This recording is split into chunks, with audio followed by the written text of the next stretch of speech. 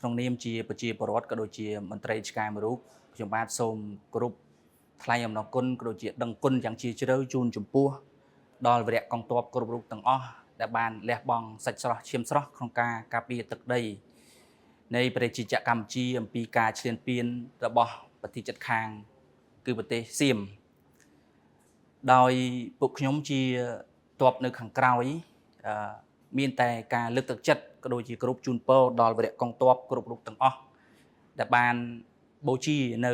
សាច់ស្រស់ឈាមស្រស់ក្នុងការការពារទឹកដីនេះហើយម្យ៉ាងទៀតខ្ញុំសូមបង្ហាញនៅក៏ដូចជាសម្ដែងនៅសមានចិត្តជឿជាក់ចំពោះរដ្ឋាភិបាលក៏ដូចជាកងទ័ពគ្រប់ទាំងអស់នៅក្នុងការការពារទឹកដីជាចុងក្រោយខ្ញុំបាទសូមគោរពជូនពរដល់វីរៈកងទ័ពគ្រប់រូបទាំងអស់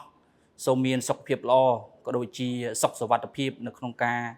ការពារទឹកដីនិងឈ្នះអស់មារសត្រូវជាពិសេសសូមប្រកបទៅដោយពុទ្ធមង្គលពរទាំងឡាយ4ប្រការគឺអាយុវណ្ណៈសុខៈពលៈកំបីគ្លៀងគ្លាតឡើយសូមអរគុណ